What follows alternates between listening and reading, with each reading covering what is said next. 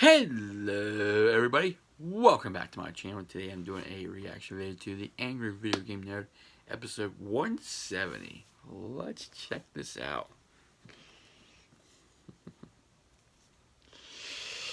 Oh yeah, this is always gonna be good.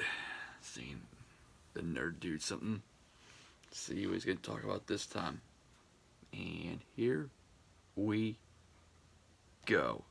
Thanks for watching this episode of Angry Video Game Nerd. But first, I want to talk about this episode's sponsor, Raycon. Raycon has some of the best compact wireless earphones on the market. They look stylish, coming in all new colors and patterns. They're high-tech, with seamless Bluetooth pairing and 6 hours of playtime. And they sound amazing, which really matters to a music lover like me.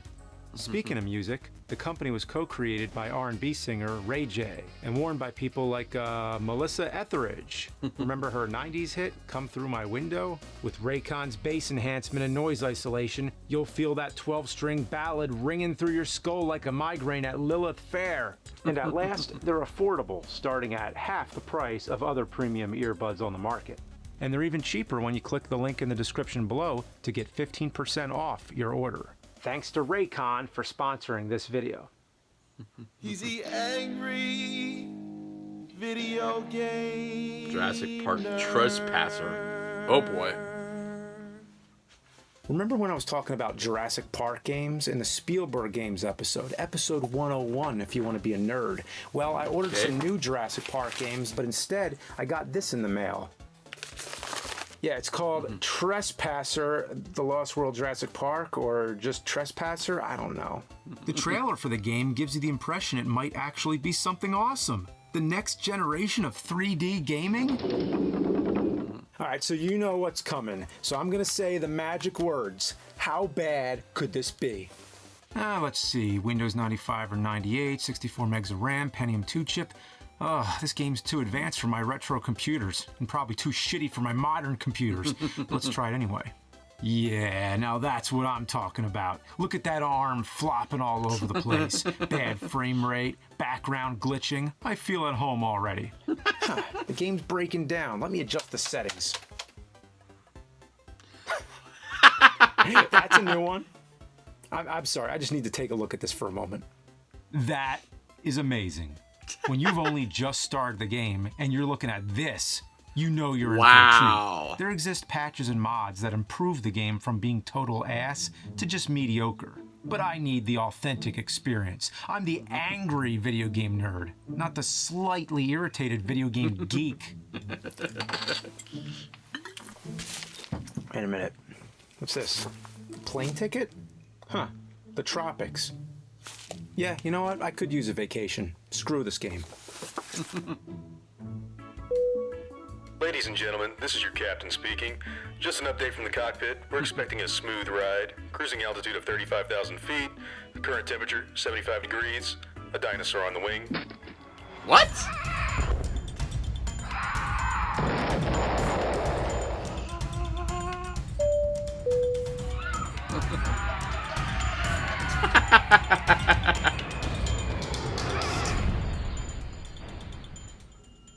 Well, that was a shitty flight. It's a dinosaur. Look how old that computer is. It's a dinosaur. I'll try to send out a distress call. No luck. But it has the recommended parts needed to run Trespasser, and there's a copy of the game. Well, sure. I guess reviewing the game is my vacation now. What's with this weird font? Please take a few moments to register Trespasser and receive full customer support and regular information about our products. Be automatically entered to win something cool from EA. It might be a free game, a hat, a shirt, whatever we come up with. Lucky winners picked every month. Judging by this game's reputation, the only thing EA should be giving out is apologies, a legacy that continues to this day. Yep.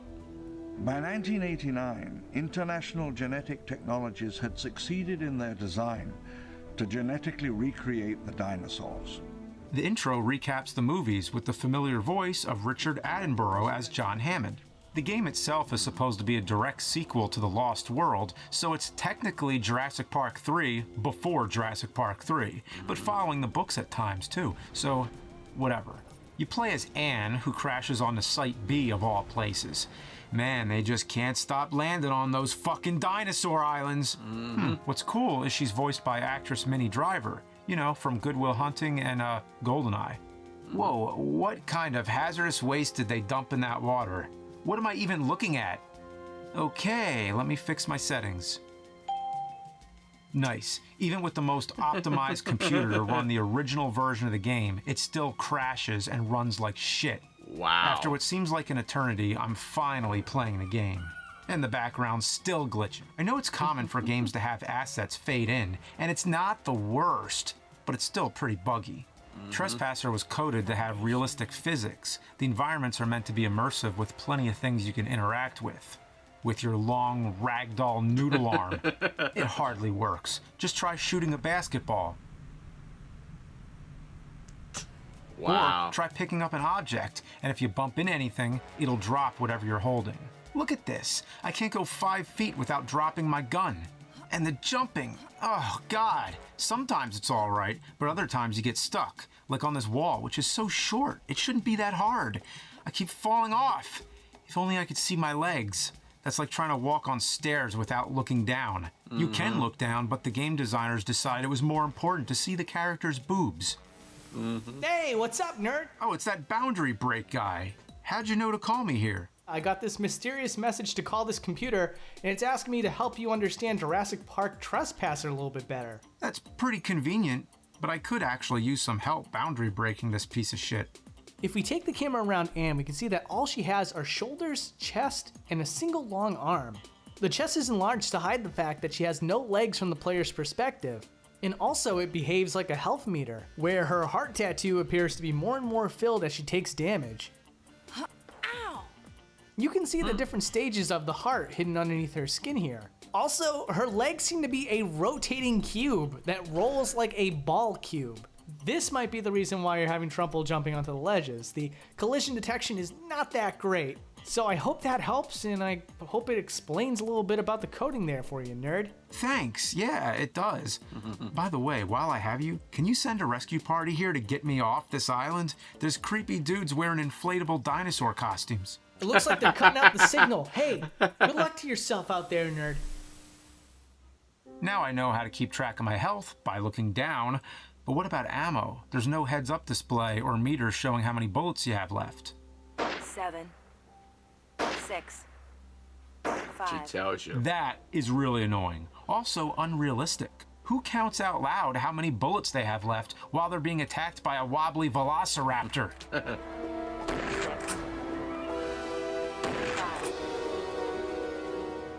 When Anne realizes where she is, it triggers voiceovers from John Hammond. My name is John Parker Hammond. Again, the narration is great, but are they playing in her head? Or does the island have speakers? In BioShock, you find recordings everywhere on tape decks. Here, they just play. I was born on March 14th, 1928. Oh no. Okay, here's some trivia. The Lost World had a cross promotion with Mercedes. Even the VHS tape opened with a Mercedes-Benz commercial. But it didn't stop there, because the cross promotion made it into this game too. Yep, just a random truck with the Mercedes logo right in the beginning of the game. After this, we finally get our first look at a dinosaur, the Brachiosaurus, just like in the movie. Who can forget that majestic scene where they first witness the dinosaurs, where everybody looks up in wonder? And the game does a fine job recapturing that feeling of wonder. The wonder of how they fucked it up. Looks like shit. Look at them bumping into each other. Wish that happened in the movie. This game has a puzzle element too, as if it needed that. The first one's a bridge that sways back and forth. You just gotta wait, and then jump! Ah, fuck! So I have to backtrack and drag a box to stop it from swinging, but that doesn't work either. So I had to grab another box, which took way longer than expected. You know what would be better? If the jumping worked. Every time you start a new level, you lose your weapons. Sometimes you can pick up new ones quickly, but they're weaker than the ones you had before. Each level is full of dinosaurs, like raptors and red raptors and yellow raptors. So many raptors. Okay. Seriously, I know raptors are like one of the main bad guys in Jurassic Park, but could they not think of any other enemies? Even when other dinosaurs do show up, most of them mind their own business. Look at this Stegosaurus. It won't attack me even if I try to piss it off. They attacked in the Lost World, but here all you do is shoot raptors or drop jeeps on them.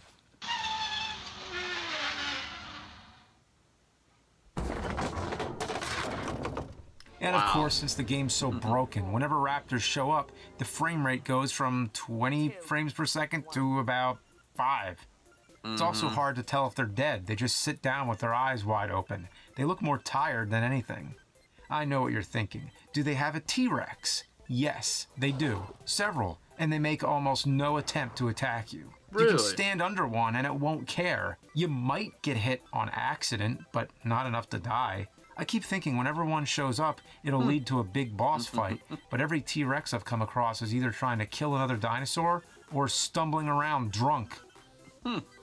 Scratch that. Every dinosaur walks like they just drank an entire case of Rolling Rock. Oh, God. These levels are gigantic, by the way. Probably some of the biggest for a 3D game at the time. That would be fine, but outside of a few areas, they're mostly just trees and rocks. Nothing interesting except for maybe this piss pond. Yeah, the dinosaurs got to piss somewhere, I guess. So why not include that in the game? There are some Easter eggs you can find, but it's not worth the time. Like this beach where the opening audio from Lost World plays. Come on, I won't hurt you. Mommy! Daddy, you're supposed to come see this! I found something! Huh. Is it supposed to be the same beach? Looks nothing like it. This game is really repetitive, so I'm going to focus on the stuff that stands out. There's a level called The Town. It's where the engine staff used to live and work. I think it's the same town at the end of Lost World because this building looks similar. But nothing else in this town even resembles the movie. There's a puzzle in the beginning where you have to plug in a key code. There's a word next to the keypad that says Big Lie spelled with numbers. You have to plug the numbers in backwards to get it to work. That's clever, I guess. Then you'll bounce around different buildings, which is annoying, all to collect key cards. But I guess I do like John Hammond's big mansion you can explore, complete with a garden that has rocks laid out like the Big Dipper. Well, that's random. But actually it's a clue to help you find a key card. And it looks like Dr. Henry Wu has VHS copies of Buried, Chompers, and Zombie Love in his house. They're all fake movies. But then the streets are named after famous real-life authors and include a statue of Edgar Rice Burroughs, who wrote Tarzan, so that's kind of interesting. But not as interesting as this raptor being stuck in a fence. Is that supposed to be a big pile of shit? Well, I've seen better-looking piles of shit right over there. That's one big pile of shit. Where's the shit? There's supposed to be a big pile of Triceratops feces here. All right, let me check on the kitchen. Oh, no.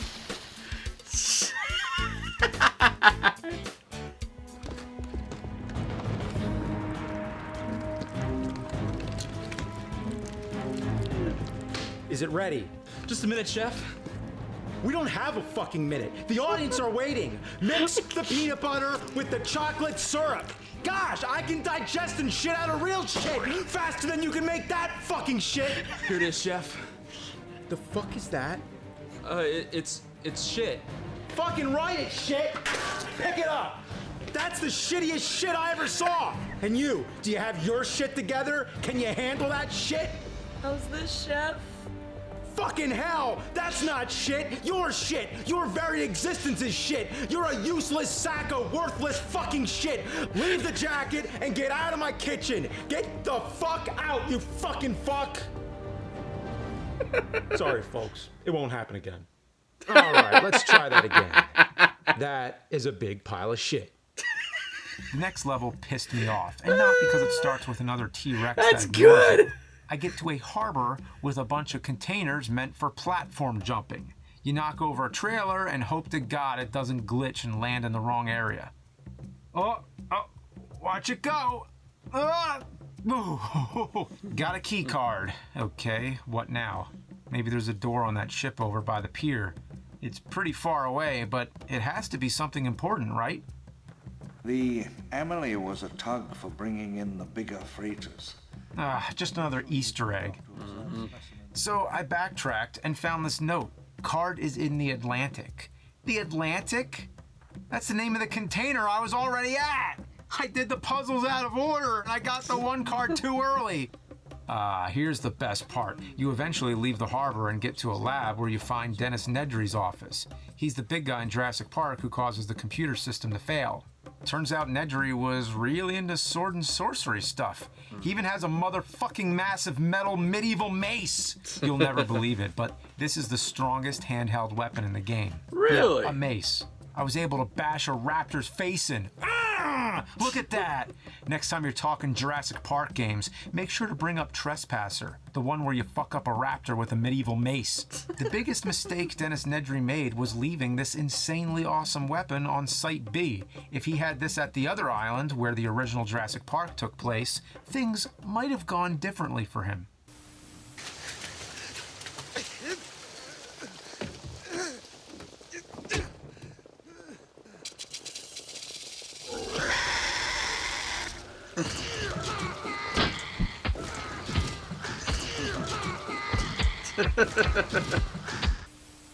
Unfortunately, like all weapons, you can't carry it over to the next level, but on the bright side, it starts you with the Lindstrat air gun, the one Eddie Carr had in the second movie. It can kill dinosaurs instantly, but you only have 3 shots, so I feel like this should be saved for some big boss battle. Except every T-Rex in the game won't give me the time of day, so I'm going to use it on a few Albertosauruses instead. 2. This level reveals that Site B was home to an indigenous race of people mentioned in the novels. You find one of their temples, but surprise, it's booby-trapped. Wait a minute, now it looks like I'm playing Tomb Raider. At the end of the ruins, you meet a giant red Rex who actually goes after you. Finally, a boss fight. Now I wish I didn't waste those bullets. The one gun that could have maybe killed him, and I blew it. So I do my best. I empty an entire clip into this motherfucker, and he just keeps on coming. But it's okay. You don't have to kill him. You can just run around this pyramid and give him the slip. So maybe it wasn't a boss. Just the only hostile T-Rex in the whole game.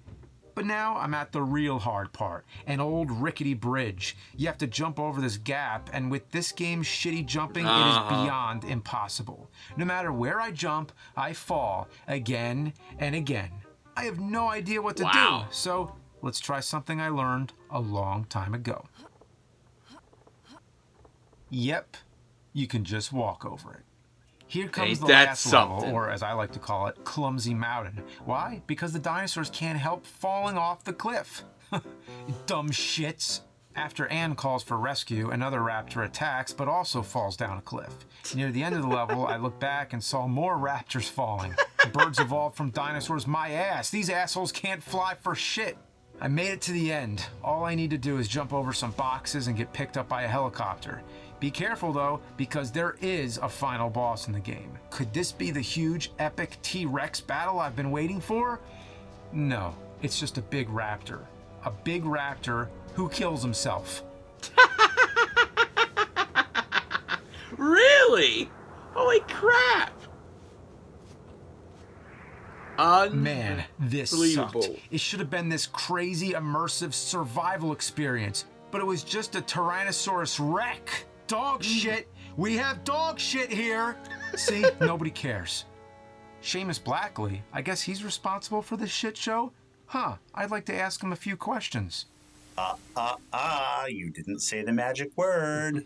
I'd like to ask Seamus Blackley a few questions, please? I'm Seamus Blackley, physicist and game designer. Also, father of the Xbox.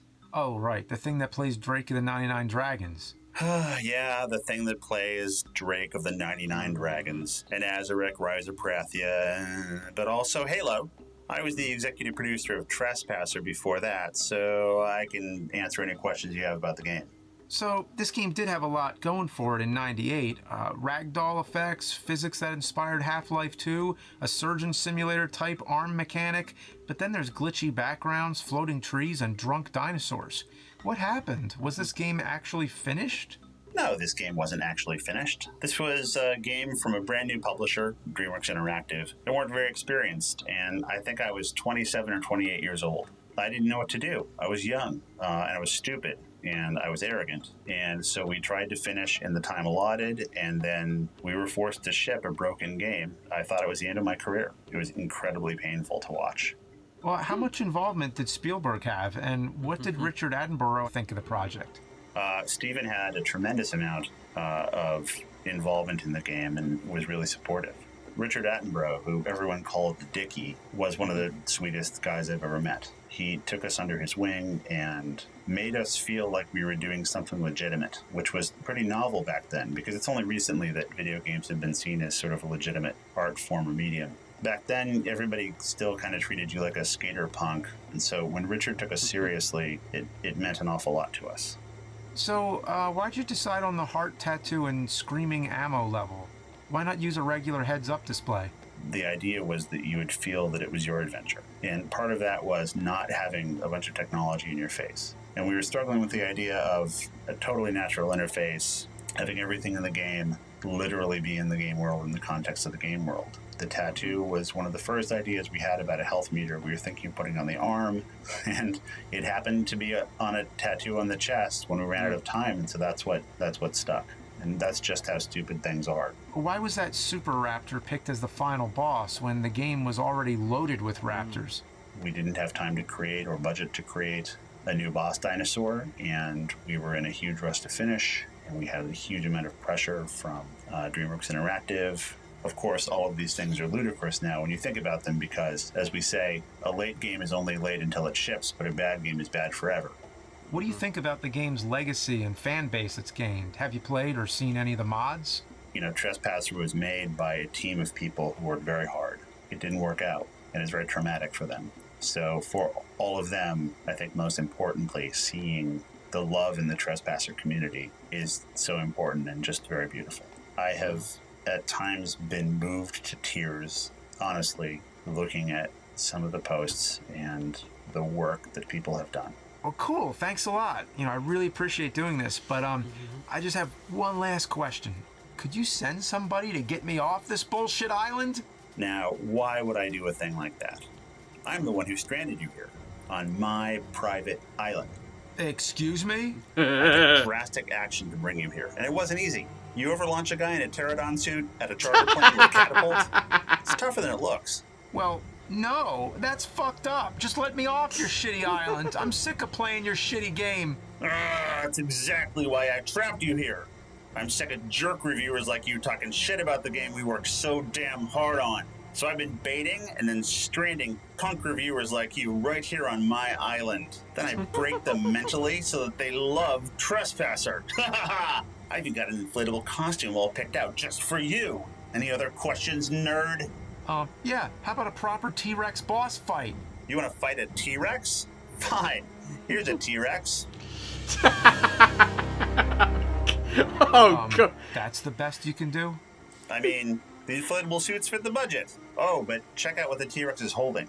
It's got the mace? Well, that sucks for me, but it's not too bad. No, idiot. Check his other hand. The Duke? Holy shit. Seamus, you gotta call him off. You didn't say the magic word.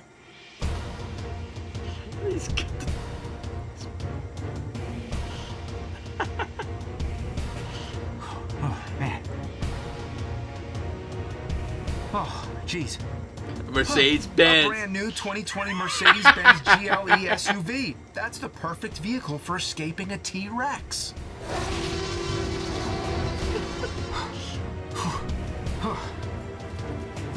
Step on it.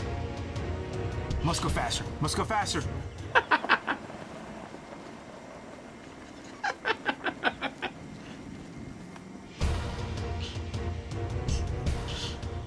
Yes, we lost him. Hey, thanks for picking me up, stranger. I didn't catch your name. I'm Seamus. Seamus Blackley.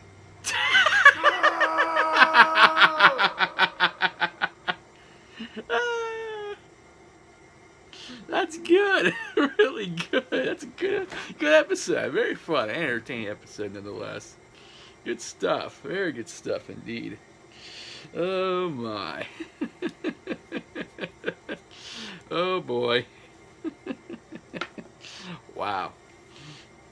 Yeah, you can see how bad that game is, glitchy and stuff like that. It's a good episode how they made it look like the actual game, which makes it more fun and enjoyable. So, good stuff from the nerd. Good stuff from Cinemassacre. Episode 170. That's very good stuff.